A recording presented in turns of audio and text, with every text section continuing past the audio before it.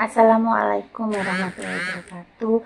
Sesuai janji saya tadi teman-teman, saya akan sharing tentang resume. Kalau belum tahu, resume itu adalah rangkuman atau rangkaian singkat tentang apa saja yang sudah kita dapat setelah ikut pelatihan training of trainer 2 hari kemarin. Jadi yang saya rangkum, yang saya pahami dari dapatnya pelatihan TOT kemarin adalah ada beberapa poin. Satu, saya diajari di situ bahwa kita sebagai UKM atau wirausaha itu juga harus bisa menjadi mentor atau trainer yang benar-benar kompeten. Jadi gimana kita bisa memberikan kebaikan kepada orang lain, maka kita harus berusaha terus untuk memperbaiki diri sendiri dulu, baru kita menyampaikan ke orang lain dengan benar-benar hasil yang bagus. Terus selanjutnya, kita sebagai UKM, sebagai mentor, sebagai wirausaha harus selalu menjadi orang yang bermanfaat untuk orang lain. Sebanyak atau sekecil apapun hal-hal yang kita dapat, maka kita harus selalu memanfaatkan, mengamalkan kepada orang lain ilmu-ilmu kita itu. Terus sebagai wirausaha, kita juga harus menjadi dan menjadikan generasi yang pencipta lapangan kerja, bukan pencari kerja. Jadi kita harus menjadikan dan menjadi generasi pencipta lapangan kerja, bukan pencari kerja, seperti itu. Terus untuk menjadi UKM, wirausaha yang sukses, wirausaha yang kompeten, trainer yang baik, kita harus mempunyai metode bisnis yang tepat. Kemarin kita diajari BMC, Business Model Canvas. Nah, ini nanti akan saya jelaskan, saya videoin hasil oret-oretan saya. Intinya, metode bisnis yang kita pilih untuk kita terapkan di bisnis kita harus benar-benar yang tepat. Selanjutnya, kita sebagai wirausaha dan UKM harus mulai sekarang untuk melakukan pembukuan, melakukan laporan keuangan, dan harus dipisah antara laporan keuangan pribadi dan laporan keuangan bisnis, seperti pelatihan-pelatihan yang sudah kita dapat sebelum-sebelumnya, teman-teman. Dan juga kita nantinya kalau menjadi trainer atau mentor atau pemimpin perusahaan, nantinya kalau misalkan memberi motivasi nih ke karyawan atau ke audien atau ke teman-teman kita, diharap untuk tidak memakai kata jangan, tapi lebih ke ajakan. Misalkan, jangan malas untuk pembukuan gitu. Nah, kata-kata itu kita skip, kita ganti dengan teman, ayo kita pembukuan. Karena dengan pembukuan keuangan, maka usaha bisnis kita akan lebih maju. Maka kita akan lebih tahu laba ruginya. Atau kita jelaskan, kita memakai kata-kata ajakan.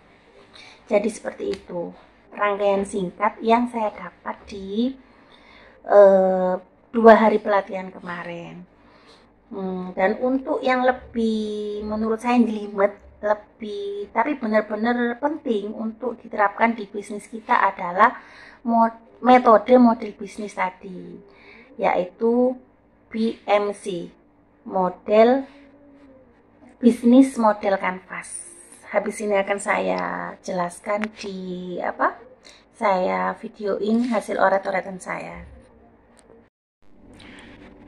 Jadi teman-teman, kemarin kita diajari metode atau model bisnis yang tepat, yang sudah dilakukan oleh pengusaha di beberapa mancanegara dan mereka sukses dengan memakai model bisnis ini, yaitu BMC, Business Model Canvas.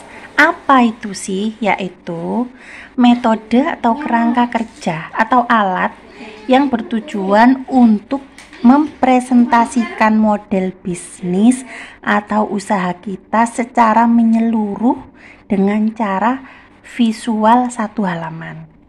Jadi dengan hanya satu halaman kita sudah bisa tahu nih model bisnis usaha kita, kesuksesannya, bentuk-bentuknya kayak apa, kita sudah bisa lihat. Itu namanya bisnis model canvas yang terdiri dari 9 pilar, 9 elemen atau 9 bagian yang masing-masing ada kesinambungan atau ada hubungan antara satu dengan yang lain dan tidak bisa dipisahkan. Jadi ini teman-teman, ini adalah contoh, ini adalah bentuk bisnis model canvas yang saya pelajari, saya dapatkan ilmunya kemarin. Ada 9 kolom, 1, 2, 3, 4, 5, 6, 7, 8, 9. Yang nomor 1, hal yang paling wajib kita dulukan adalah nomor 1. Ini customer segment atau target atau sasaran. Siapakah yang akan membeli produk kita? Ini nomor 1 yang harus kita tentukan. Contoh nih, UKM batik. Jadi target atau segmennya itu siapa?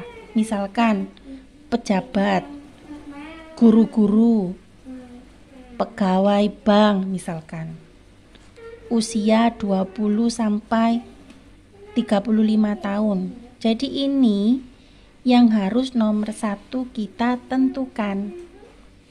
Kemudian kita beralih ke nomor 2, yaitu value proposition. Apa itu? Yaitu nilai tambah dari keunggulan produk kita. Mengapa orang membeli produk kita? Mengapa harus orang membeli produk kita?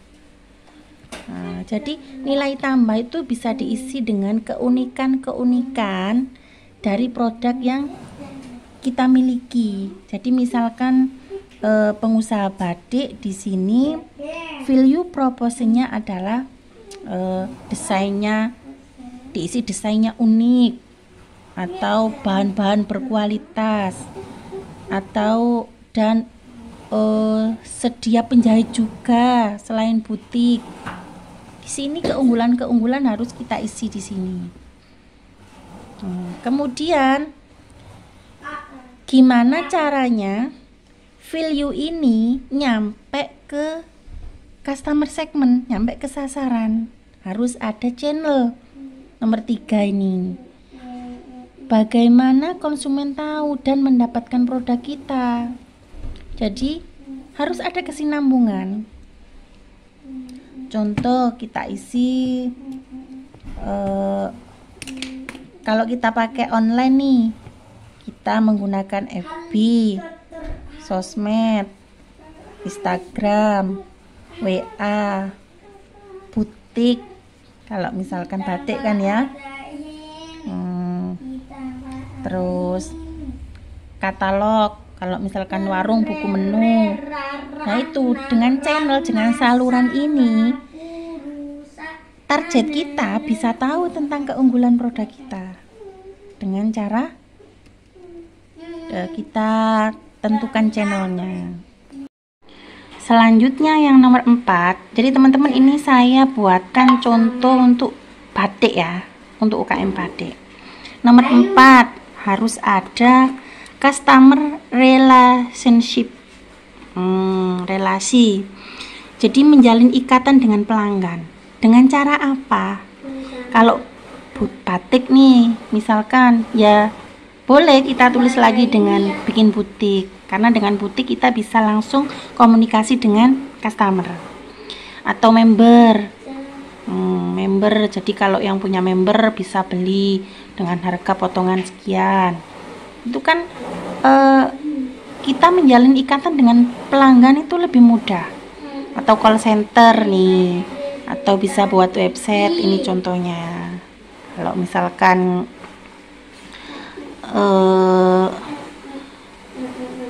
atau kalau saya kadang ya pakai promo-promo, pakai WA bisnis bisa juga ditaruh di sini.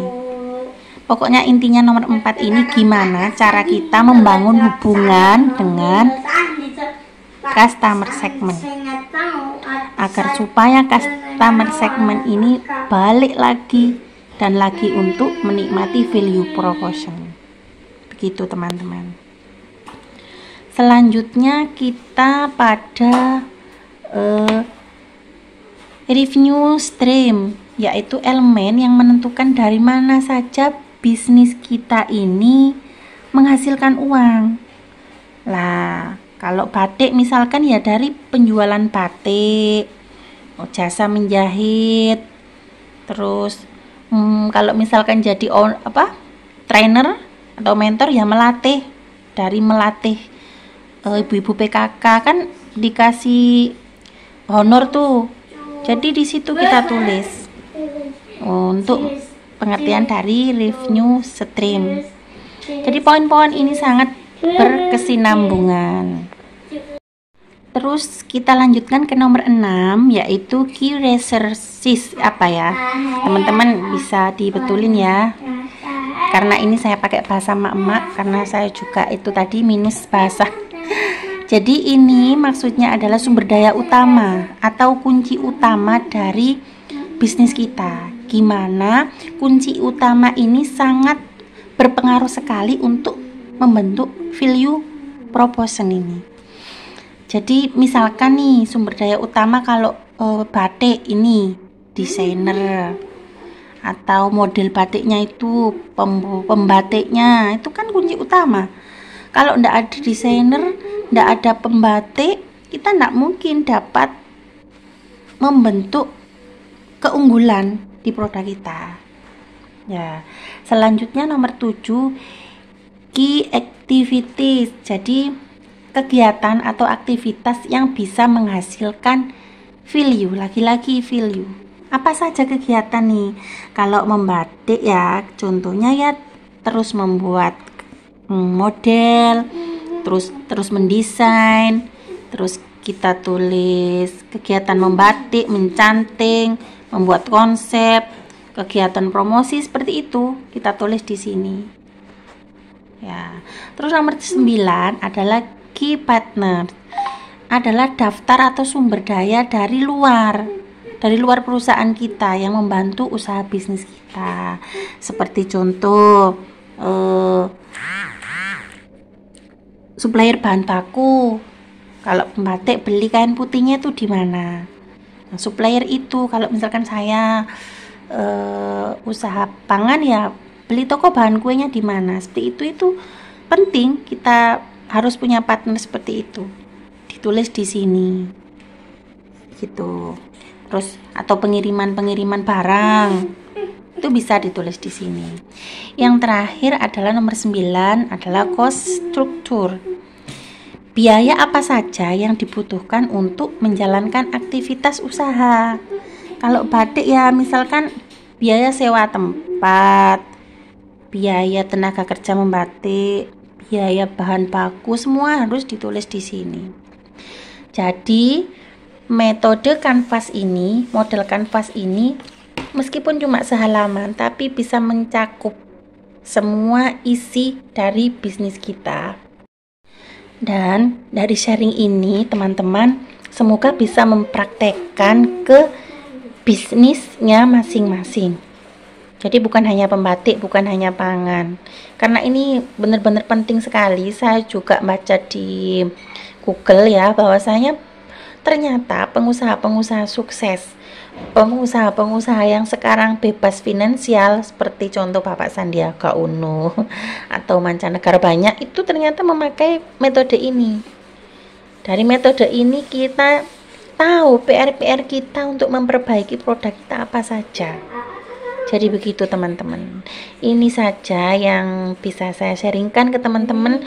Kalau memang ada teman-teman kemarin yang lebih memahami, saya bisa ditambah. Kurang lebihnya mohon maaf, semoga bermanfaat. Assalamualaikum warahmatullahi wabarakatuh.